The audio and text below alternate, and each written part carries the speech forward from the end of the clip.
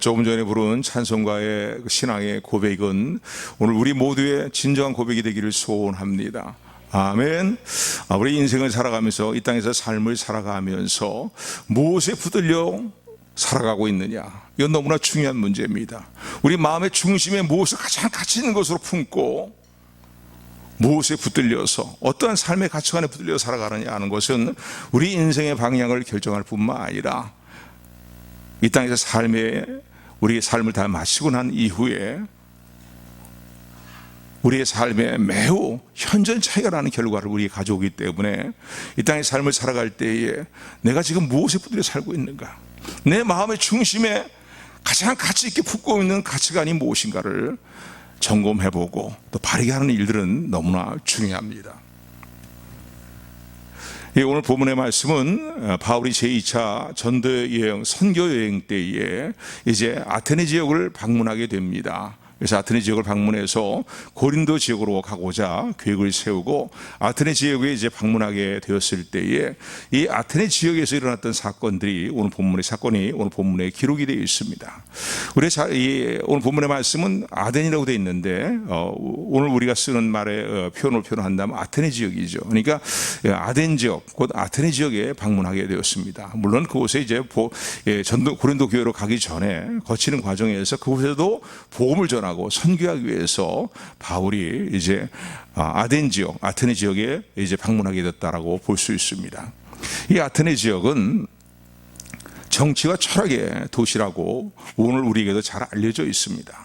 그래서 우리가 잘 알던 철학자들, 소크라테스라든가 아리스토텔레스라든가 또 플라톤이라든가 이런 철학자들이 이제 머물면서 철학에 대해서 논하고 또 철학에 대해서 이야기하고 주고받는 정치와 아주 뛰어난 유명한 철학자들이 이제 존재했던 그 지역이라고 볼 수 있겠고, 또 이 지역의 대부분의 사람들이요 이제 철학을 얘기하고 인생을 노래하고 인생을 이야기하고 하는 이제 그런 일에 마음을 많이 쓰며 시간들을 많이 보내며 살았던 도시다라고 말할 수 있습니다. 그래서 철학과 정치의 도시다라고 이제 말할 수 있는데, 이 바울이 이 아테네 지역에 들어가 보니까요, 바울의 마음에 끌어오는 분노를 어떻게 할 수가 없을 정도로 마음의 분노가 거룩한 분노죠. 하나님을 사랑하는 거룩한 분노가 마음에 일어나게 되었습니다. 왜냐하면은 그 아테네 지역에 너무나 많은 우상들이 있는 거예요. 무려 학자들에 의하면 그 지역에 약 2만여 개에 이르는 우상들이 있었다고 얘기합니다. 그게 큰 도시가 아니에요. 작은 도시인데 그 작은 도시에 어떻게 보면은 그 도시 살고 있는 인구 숫자보다 더 많은 우상들을 섬기는 이제 일들이 그 지역에서 있었다라는 것을 이제 학자들은 증거합니다.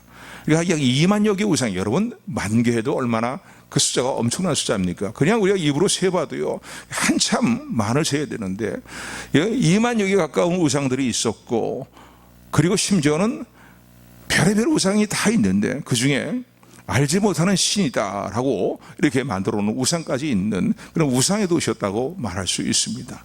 이런 모습을 보면서요, 바울의 마음에 하나님을 생각하는, 또 복음을 생각하는 거룩한 분노가 일어나게 되었습니다. 그래서 만나는 사람들마다 이제 논쟁을 하고 복음을 증거하면서 그들과의 어떤 이제 변론을 행하는 그런 일들을 도모한 사건이 오늘 본문의 말씀을 통해서 살펴볼 수가 있습니다. 바울은 이 아테네 지역에서요 이런 수많은 우상을 보았을 뿐만 아니라 세 부류의 사람들을 또한 만나게 됩니다. 그래서 그들과 만나서 논쟁하고 또 변론하면서 복음을 증거하게 됐는데, 오늘 본문 18절에서 말하고 있는 것처럼요, 바울이 증거한 것은 무엇이냐면은 예수님에 대해 전했어요. 그리고 예수님의 부활과 또 예수 그리스도를 믿는 자들에게, 성도들에게 일어나게 될 몸의 부활에 대해서, 그리고 내세의 심판에 대해서 바울은 복음을 증거하였습니다. 그런데 이 복음을 증거하면서 세 부류의 사람을 만나게 되는데, 제일 먼저 오늘 본문에 언급된 사람은 어떤 부류의 사람들이냐면 유대인들입니다. 디아스포라 유대인들이죠. 오늘날도 마찬가지지만은 그 당시에도 수많은 유대인들이 전 세계에 흩어져 이제 살고 있었습니다. 그런데 이 회당을 중심으로 해서 그들은 모이고 또 이제 그들의 어떤 유대교의 신앙을 지켜나가는 그런 일들을 도모했는데, 회당에 들어가서 오늘 일어났던 사건이 오늘 본문에 기록이 되어 있는데, 회당에서도 변론을 했다는 겁니다. 17절 말씀 보니까 회당에서는 유대인과 경건한 사람들과 또 저자에서는 날마다 만나는 사람들과 변론하였다라고 이제 오늘 17절 말씀합니다. 유대인들은요, 하나님을 잘 나름대로 경외한다고 하는 사람들이지만 대부분 물론 경건한 유대인들도 있었겠죠. 그러나 대부분의 유대인들, 특별히 이 아테네 지역에서 회당에 들어가서 이제 바울이 만나서 복음을 증거하고 변론을 나누었던 그 유대인들은 오늘 본문에 이제 34절의 말씀을 보게 되면은 그 중에서 예수님을 영접하는 사람은 몇 명 되지 않는 사실을 우리는 34절 말씀으로 해서 깨닫게 됩니다. 그러니까 나름대로 하나님을 잘 믿는다고 하는데 이들의 마음은 어디가 있었냐면요, 이들의 마음은 정말로 영혼의 어떤 자신의 생명에 관계되는 일들에 대해서 마음을 쓰고 또 자신이 구원받는 일에 대해서 마음을 쓰는 그런 사람들이 아니었고, 대부분 유대인들이 오늘날도 마찬가지지만은요, 유대인들이 유대교에 빠져 있는 그런 상황 가운데서 많은 유대인들이요, 물질 만능주의에 빠져 있는 사람들이었습니다. 그래서 유대인들에 대해서 이야기할 때에 주라는 표현을 씁니다. 주라는 표현이 무엇이냐면 유대인들을 표현하는 표현 방식 중에 하나인데, 이 주라는 표현의 의미는 무엇이냐면 돈만 아는 사람들이라는 거예요. 돈만 아는 사람이에요. 물질만 아는 사람들, 돈만 아는 사람들. 물론 워낙 유대인들이 상술이 뛰어났습니다. 그래서 어느 지역을 가서 장사를 하든 간에 그 장사 수완이 좋고요, 또 그 지역의 상업을 막 발전시키는 일들을 그들은 행했습니다. 그래서 그들이 가서 뭐 신흥도시라 할지라도 가서 상업을 도모하는 지역에 유대인들을 대대로 환영하기도 하고 그랬습니다. 왜냐하면 그들이 가서 상업 행위를 하게 되면은 그 어떤 그 도시가 상업적으로 많이 발전하고 번성하는 그런 일들이 많았기 때문입니다. 그 유대인들은 하나님을 경외한다 하면서도요, 많은 유대인들이 하나님보다 돈을 더 사랑하는, 돈을 더 추구하고 갈구하는 그런 사람들이었다라고 말할 수 있습니다. 오직 하면은요, 주라는 표현을 쓰겠습니까? 돈만 아는 사람들이라 이거예요. 그런데 오늘 이 마지막 절을 말씀을 보게 되면은요, 17장 마지막 절의 말씀을 보게 되면은 그 아덴 지역에서 바울이 그렇게 열변을 토하면서, 특별히 그 시장통에 있는 아고라 광장에서 열변을 토하면서, 아고라가 아니라 아레오바고 광장에서 그렇게 열변을 토하면서 복음을 증거하고 만나는 사람마다 복음을 증거했는데, 그 지역에서 예수님을 믿는 사람들이 몇 명 나오지 않았다는 사실을 34절을 말씀하고 있습니다. 회당에 가서도 복음을 증거했지만은요, 그들은 유대교 신앙으로 하나님을 믿는, 여호와 하나님을 믿는다고 하는 사람들임에도 불구하고 마땅히 때가 되면은요, 그 율법주의 신앙에서 예수 그리스도를 믿는 신앙으로 나와야 되는데 계속 굳어진 마음으로, 그리고 오로지 물질에 마음을 쏟고 살아가는 그런 일들로 말미암아서 예수님을 영접하는 사람들이 적이 적었다라고 볼 수가 있습니다. 왜 그들이 아테네 지역까지 가서 살고 있었겠습니까?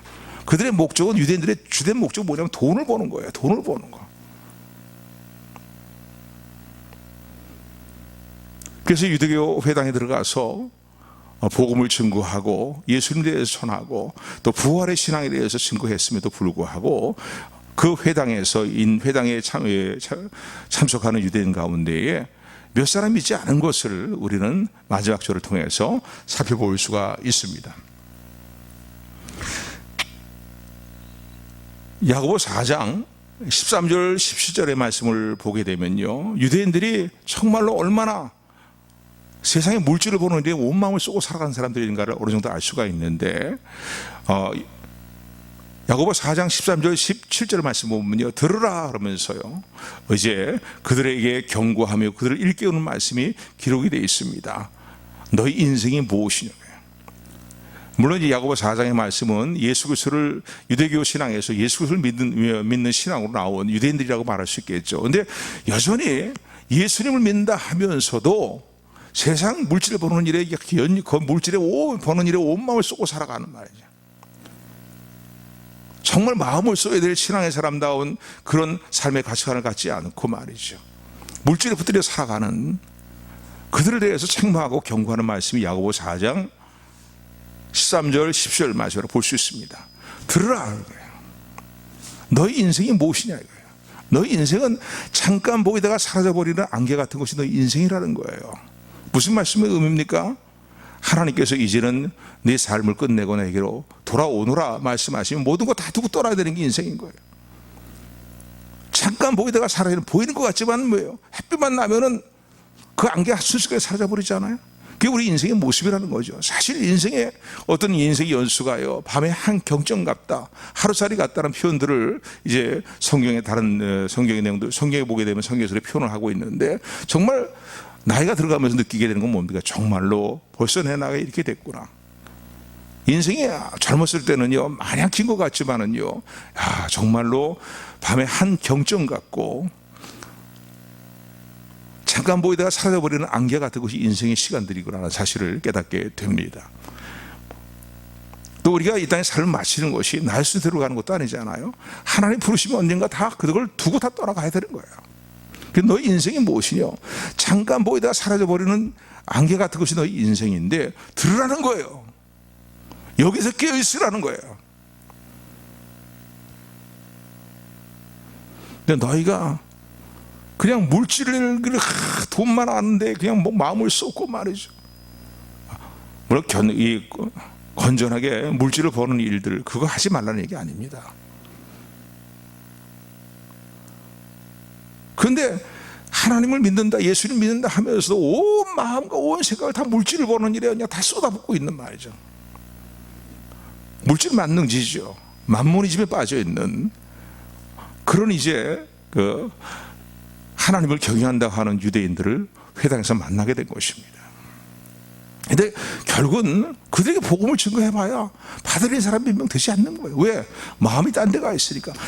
그들이 붙들려 있는 것에, 엉뚱한 것에, 허황된 것에 붙들려 살아가고 있기 때문에, 허탈한 것에 마음을 빼앗기고 있기 때문에, 바울이 아무리 열변을 타면서 복음을 증거한다 할지라도 그 회당에 모이는 유대인들 중에 예수님을 영접한 사람들이 지극히 적은 숫자였다는 사실을 우리 마지막 구절을 통해서 이제 생각해 볼 수가 있습니다. 오늘 우리도 이 본문의 말씀에 대해서 우리 신앙을 다시 한번 살펴봐야 됩니다. 예수 그리스도 안에 있다 하면서, 거듭났다고 하면서 오늘 내가 무엇에 붙들려 살고 있는가를 다시 한번 점검해 보는 저 여러분들이 되기를 소원합니다.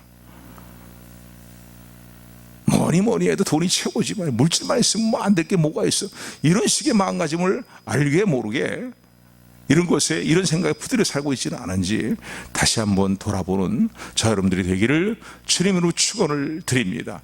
두 번째, 어떤 부류의 사람들을 만나면 시장에서 그 당시는 시장에 그 성읍과 성읍의 아주 중심지라고 말할 수 있고 많은 사람들이 왕래하는 지역이라고 말할 수 있는데, 이 시장 통해서 두 부류의 사람을 만납니다. 한 부류의 사람은 오늘 본문의 말씀을 보게 되면은 에피쿠레오 사람들을 만났다, 또 하나는 스토이고 사람들을 만났다 얘기하는데, 한글 성경에는 이렇게 에피쿠레오, 스토이고 이렇게 되어 있는데, 오늘 개혁 성경에는, 개혁 개정에는 이게 바르게 수용이 됐으리라고 생각이 됩니다. 그런데 에피쿠레오는 어떤 사람들이냐면, 어떤 철학자들이냐면요, 두 부류의 철학자들을 만난 거예요. 에피쿠레오 이 철학자들은 어떤 철학자들이냐면요, 쾌락주의자입니다. 쾌락주의자인 거예요. 그러니까 인생을 살아가면서, 짧은 인생을 살아가는데 바둥바둥하면서 살 필요 있겠냐 이거예요. 인생의 어떤 쾌락을 추구하고 유쾌한 일들을 추구하고 그리고 편안한 일들을 추구하는 거, 그리고 짧은 인생을 살아가는 거, 그래서 이 짧은 인생을 사는 게 그게 정말 지혜로운 것이라는 거예요. 그래서 이들은 추구하는 게 뭡니까? 유혹주의자들이에요. 육신의 어떤 그 욕구를 채우는 일에 열렬한, 먹고 마시고 즐기는 말이죠. 그러니까 여러분 이걸 좀 폭넓게 생각해 보면요, 오늘 이 시대의 모습도 어떻습니까? TV 프로를 보면은요 그런 것 같아요. 맨 여행 다니는 거, 먹는 프로그램들 말이죠, 먹방 프로그램들 말이죠. 이런 거 아니면은 먹고 마시고 요즘부터 여자들이 술을 더 잘 먹대요. 더 잘 마시더라고요. 보니까 남자들보다 말이죠. 남자를 이게 먹게 술을 먹는 말이죠. 그런 여자들이 참 많은 것 같아요. 아가씨들도 술을 그렇게 잘 먹더라고요. 예. 근데 먹고 마시고 즐기는 거. 그리고 세상의 어떤 일락을 즐기는 거 말이죠. 오늘날도 넓게 생각해보면 이런 쾌락주의에 빠져있는 쾌락주의자들 말이죠. 에피큐리안 철학자들이 주장하는 내용 같은 그런 삶에 붙들려 살아가는 사람들이 많이 있다는 사실을 우리는 부인할 수가 없습니다. 아니, 내 자신의 모습은 아닌가를 우리가 다시 한번 살펴봐야 됩니다. 근데 이들은요, 이렇게 편안한 생활을 추구하고 유쾌한 삶을 추구하고 삶의 행복을 추구하는데, 진정 행복하기 위해서는 어떻게 해요? 유욕을 채우는 삶을 살아야 된다는 거예요. 육신의 욕구들을 채워주는 일들에 있어서 육신의 어떤 탐욕들 말이죠, 육신의 어떤 유욕들 말이에요, 육신의 정욕, 안목의 정욕, 이성의 자랑에 치추는 일들을 만족시켜주는 일들에 마음을 쓰며 살아야 된다는 거예요. 그래 인생이 행복할 수 있다는 거예요. 정말 여러분 그렇게 살면 인생이 행복합니까? 물론 행복할 수도 있을지 모르겠습니다. 그런데 이들이 갖고 있는 생각은 무엇이냐면요, 그렇기 때문에 우리가 이 땅에서 삶을 살아갈 때 우리 인생이 행복하기 위해서는 내 세대에서 이야기하지 말라는 거예요. 죽은 이후의 세계에 대해서 말씀하지 말자는 거예요. 말하지 말자는 거예요. 그건 우리를 더 괴롭게 하고 우리의 어떤 육신의 유쾌함과 편안함을 추구하고 또 육신의 어떤 쾌락을 통한 어떤 행복을 추구하는 일들에 있어서 방해하는 요소가 되고 그것을 우리 짓누르는 요소가 된다는 거예요. 그렇기 때문에 내 세대에서는 죽음 이후의 삶에 대해서는 이야기하지 말아라, 이야기하지 말자 하는 것이 이들의 주장입니다. 또 하나, 저들의 삶은 극한 방탕에 방임하는 삶의 결과를 이루게 되죠. 결국 이들이 추구하는 건 뭡니까? 허황된 이들을, 허탄한 것들을 추구하는 거예요. 그래서 예배소 2장의 말씀 보면은, 예배소 4장 17절부터 18절의 말씀은 이렇게 말씀합니다. 우리 예배소 말씀 한번 펴서 같이 합독합니다. 예배소 4장 17절에서 18절 말씀.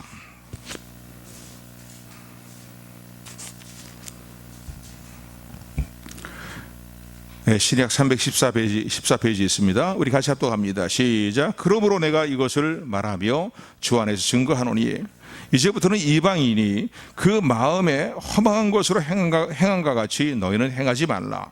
저희 총명이 어두워지고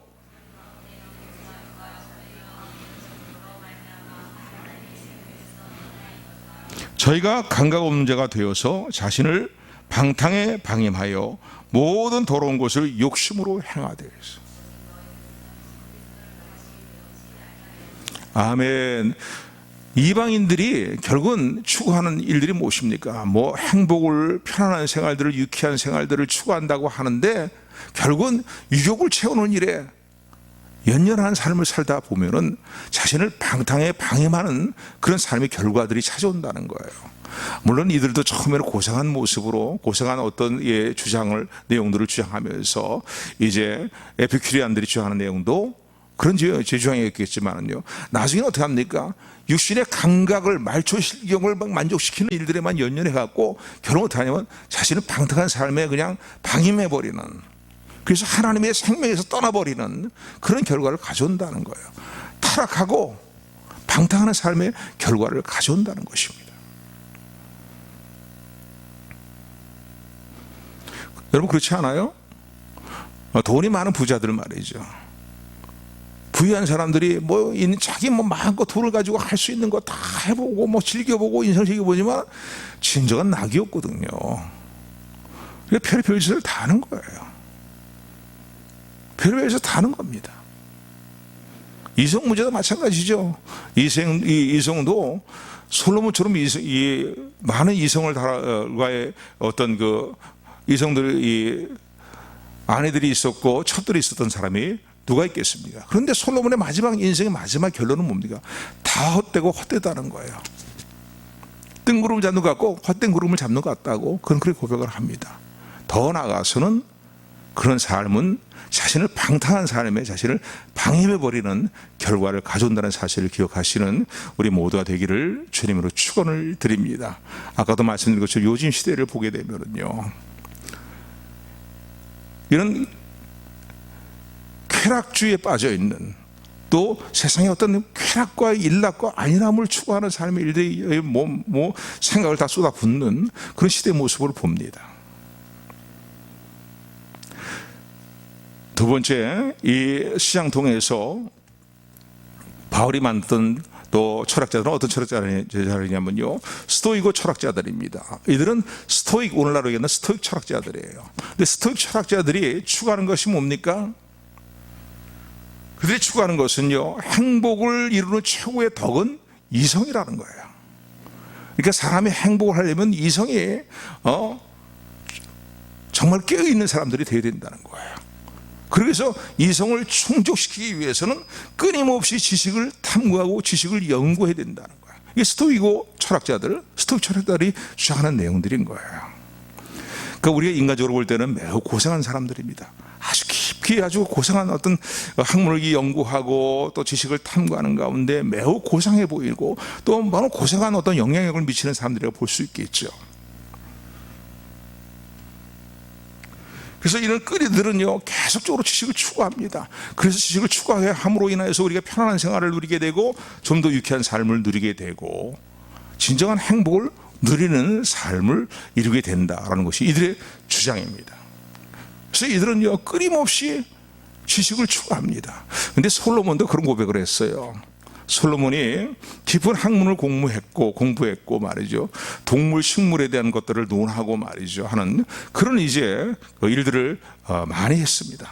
세상에 어떤 유욕만을 즐기는 일만 한 것이 아니라 육신의 욕구만을 채우는 일을 한 것뿐만 아니라 지식을 탐구하는 일도 누구에게 뒤지지 않는 그런 일들을 했는데, 전도서의 말씀 보면 솔로몬의 고백이 무엇인지 아십니까, 여러분?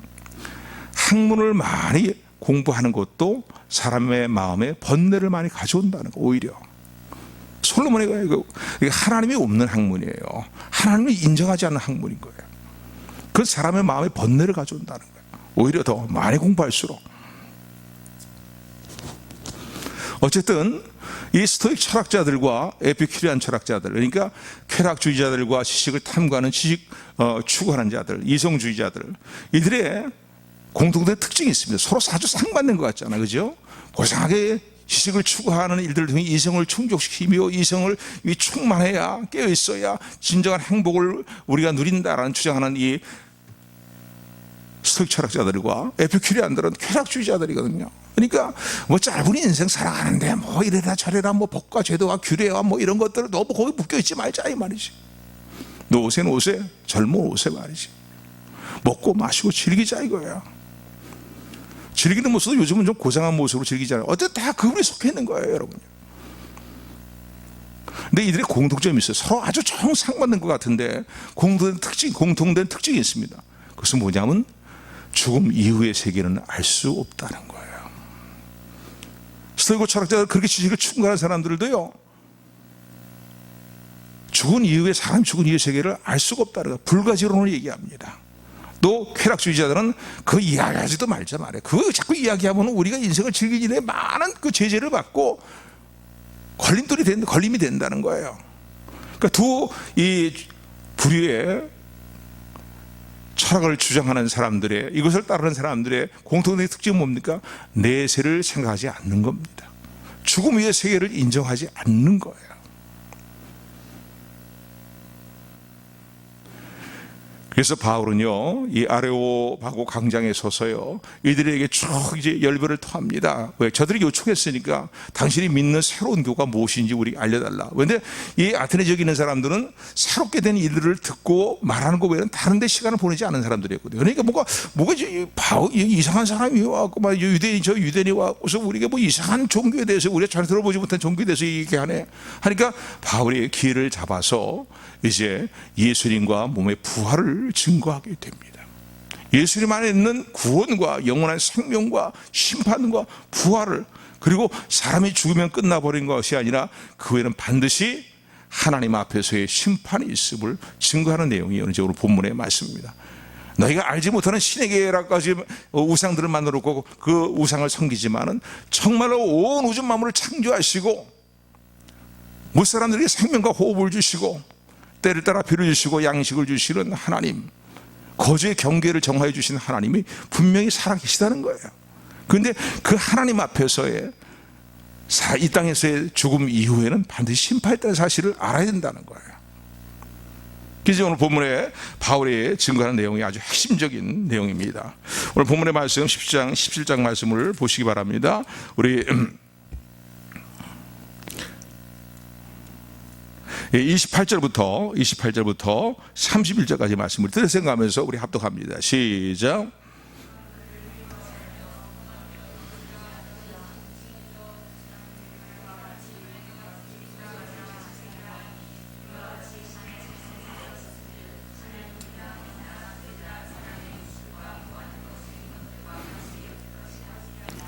알지 못하던 시대에는 하나님이 허물지 아니하셨거니와 이제는 어디든지 사람을 다 명하사 회개하라 하셨으니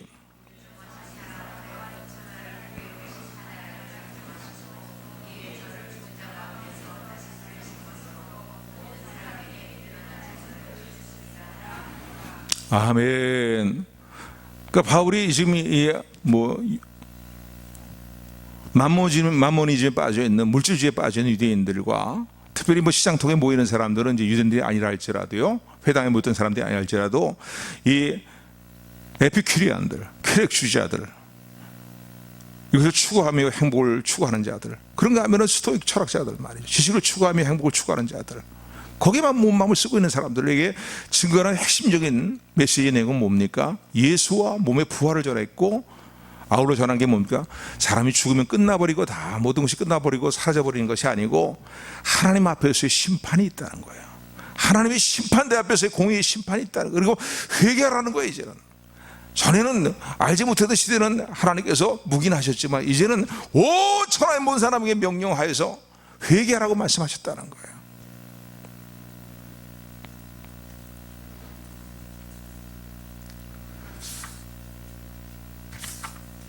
히브리서 9장 27절 28절의 말씀을 보게 됩니다. 특히 27절의 말씀을 보면 이렇게 말씀합니다. 사람이 한 번 태어나서 죽는 것은 정한 이치지만은, 그러니까 누구나 다 죽는다는 거, 한 번 태어나서 안 죽는 사람이 없다는 거죠. 이 땅에 삶을 마치는 그 시간들은 사람마다 다를 수 있고 빠를 수도 있고 늦을 수도 있습니다. 그러나 분명한 것은 다 한 번 태어나 죽는 것은 정한 이치이고 그 외에는 하나님 앞에서의 공의의 심판대 앞에서의 심판이라는 사실을 성경은 분명히 말씀하고 있습니다. 지금 이 사실을 잊고 살아가는 사람들에게 바울이 이 메시지를 통해서 강력하게 도전하는 거예요. 메시지를 지금 이 메시지를 통해서 그들을 흔들어 깨우는 것입니다. 세상의 일락과 편안한 삶을 추구하는 일들만 연연하며 살아서는 때가 아니라는 거죠. 하나님 회개하라고 말씀하신다는 거예요. 물질만 추구하면서 거기에 막 현한 데 살아가는 그런 삶이 살아서 안 된다는 거죠. 회개하라고 하나님 지금 말씀하신다는 거예요. 고상하게 보이는 취미생활들, 지식을 탐구하는 생활들, 거기에 빠져가고서 연연하면서 살아갈 때가 아니라는 거예요. 그런 삶을 살지 말라는 게 아니라, 물론 건전한 지식을 추구하는 일이 참 필요한데 거기에 반드시 하나님이 계셔야 돼요.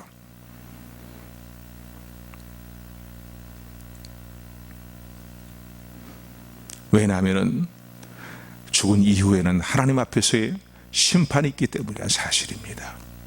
몸의 부활이 있기 때문에 있다는 사실을 기억하라는 거예요. 요한복음 5장 29절의 말씀에 이런 말씀이 있습니다. 사람이 죽고 난 이후에 부활이 있는데 그 부활을 두 종류의 부활로 표현을 합니다. 예수님께서 친히 하신 말씀인데, 생명의 부활로 나오는 사람들이 있고 영원한 심판의 부활로 나오는 사람들이 있다는 거예요. 그러니까 예수님 믿지 않고 죽은 사람들도 부활이 있긴 있어요. 어떤 부활이에요?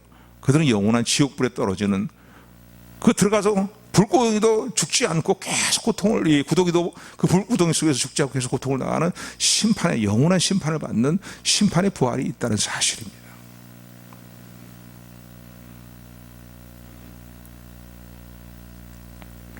여러분, 2021년도 한 해가 벌써 다 지나왔습니다. 이제 며칠 얼마 나지 않은 2021년도 시간을 보내게 되면은 2022년도를 또 우리가 맞이할 마음의 준비를 해야 됩니다. 그런데 2021년도의 삶을 다시 한번 돌아보시기 바랍니다. 물론 우리가 예수님을 다 영접한 분들로 믿기 때문에 심판의 부활로 나가지는 않을 것입니다. 예수님 믿는 믿음으로만 이면 생명의 부활로 나오게 될 것입니다. 그러나 여러분, 그 후에 반드시 생명의 부활로 나오지만 하나님 앞에서 이 땅의 삶을 살아가면서 오늘 우리에게 주어진 달란트를 통해서 우리가 어떠한 결과들을, 열매들을 맺었는가에 대한 하나님 앞에, 주님 앞에서의 우리의 삶에 대한 이제 상급에 대한 심판이 있다는 사실을 여러분 기억하시기를 주님으로 축원을 드립니다. 아멘. 내게 주어진 시간들, 내게 주어진 달란트들, 내게 주어진 모든 삶의 일들에 대해 가지고 얼마나 하나님 기뻐하시는 신앙의 열매를 맺는가에 대한 결산이 반드시 있다는 사실을 여러분 기억하시기를 주님으로 축원을 드립니다. 이때를 생각해야 되는 거예요. 이때를요.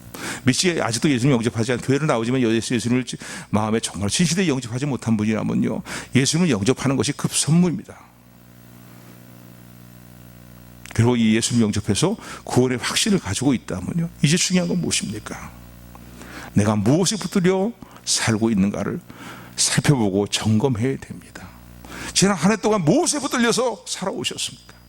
오늘 저 여러분들이 하나님 앞에서 회개하면서 내 자신의 삶의 모습을 다시 한번 점검하고 하나님 기뻐하시는 지혜롭고 복된 삶을 결단해야 될 것입니다. 주님 앞에 섰을 때에 착하고 충성된 종아, 내가 지극히 적은 일에 충성하였으니 더 많은 것을 너에게 맡기겠노라고 말씀하시는 주님의 이 우리를 칭찬하시고 우리를 위로하시는 주님의 음성을 듣게 될 것인지, 아니면 이 악하고 게으른 종아 말씀하시는 주님의 책망의 음성을 듣는 자리에 서게 될런지, 오늘 우리의 모습을 다시 한번 점검해 봐야 됩니다. 그래서 얼마 남지 않은 2021년도 마지막 시간들을 이제 보내면서 나는 지금까지 무엇에 붙들려 살아왔는가, 지난 한 해 동안 무엇에 붙들려 살아왔는가, 내 마음의 정말 중심에 붙들고 있는 절대 삶의 가치는, 절대 가치를 두고 생각하는 가치관은 무엇인가를 다시 한번 정직하게 솔직하게 하나님 앞에서 점검해보고 회개할 일을 회개하고 주님 복 있다 말씀하시는 결단을 이루며 한 해를 보내고 2022년도를 맞이하는 우리 모두가 되기를 주님으로 축원합니다. 축원합니다. 은혜의 하나님.